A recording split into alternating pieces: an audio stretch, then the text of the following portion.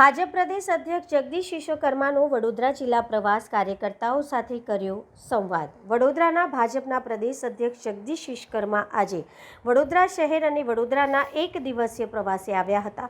પ્રવાસ દરમિયાન તેમને વડોદરા જિલ્લા ભાજપ વંદે કમલમ કાર્યાલય ખાતે પહોંચીને ડૉક્ટર શ્યામાપ્રસાદ મુખર્જીની 125મી જન્મજયંતિ નિમિત્તે તેમની પ્રતિમાને પુષ્પાંજલિ અર્પણ કરી શ્રદ્ધાંજલિ આપી હતી। ત્યારબાદ પ્રદેશ અધ્યક્ષ જિલ્લાના હોદ્દેદારો, જિલ્લા પ્રમુખ તેમજ ધારાસભ્યો સાથે બેઠક યોજી વિવિધ સંગઠનાત્મક મુદ્દાઓ પર ચર્ચા કરી હતી। બેઠક બાદ તેમને મોટી સંખ્યામાં ઉપસ્થિત કાર્યકર્તાઓ સાથે સંવાદ સાધી પાર્ટીના વિચારધારા અને સંગઠનને વધુ મજબૂત બનાવવા માટે માર્ગદર્શન આપ્યું હતું। જગદીશ વિશ્વકર્માએ પોતાના સંબોધનમાં ડૉક્ટર શ્યામાપ્રસાદ મુખર્જીના જીવન, તેમના રાષ્ટ્રીય હિતના કાર્યો અને બલિદાન અંગે કાર્યકર્તાઓને માહિતગાર કર્યા હતા। તેમણે જણાવ્યું હતું કે ડૉક્ટર મુખર્જીનું યોગદાન દેશની એકતા અને અખંડિતતા માટે પ્રેરણારૂપ છે અને કાર્યકર્તાઓ તેમના આદર્શોને જીવનમાં ઉતારવા જોઈએ।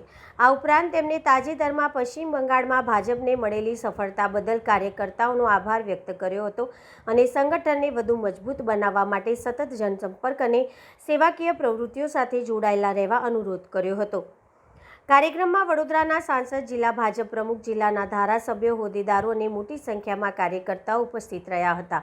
સમગ્ર કાર્યક્રમ ઉત્સાહ અને સંગઠનાત્મક ઉર્જા સાથે સંપન્ન થયો હતો। ડૉક્ટર શ્યામાપ્રસાદ મુખર્જીની 125મી જન્મજયંતિની ઉજવણી એ દેશભરમાં થઈ રહી છે। 23 જૂન ડૉક્ટર શ્યામાપ્રસાદ મુખર્જીનો બલિદાન દિવસ અને 6 જુલાઈ જન્મદિવસ સતત આખા રાજ્યની અંદર આ પ્રસંગે દરેક જિલ્લાએ કાર્યાલય કાર્યક્રમો થવાના છે। સાથે સાથે આજે 25 જૂન પણ છે, કટોકટીનો કાળો દિવસ, બંધારણનો હત્યા દિવસ। આ દિવસ ક્યારેય આ દેશની જનતા ભૂલી નહીં શકે। દેશના હજારો લોકોએ ટૂંકમાં બલિદાન આપ્યા છે। સાથે સાથે 1 લાખ કરતાં વધારે લોકોએ ધરપકડ વહોરી હતી આ દિવસે। અને એ વખતની કોંગ્રેસ સરકાર, ઇન્દિરા ગાંધીએ પોતાની સત્તા બચાવવા માટે, સરકાર બચાવવા માટે એ બંધારણની હત્યા કરી હતી।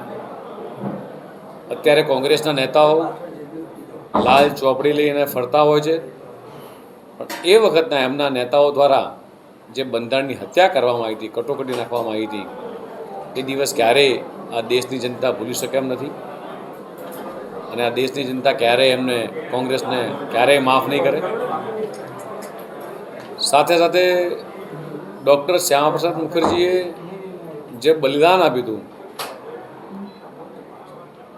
કાશ્મીર માટેનો જે નારો આપ્યો હતો, એક દેશ મેં દો વિધાન, દો નિશાન, દો પ્રધાન નહીં ચલેંગે,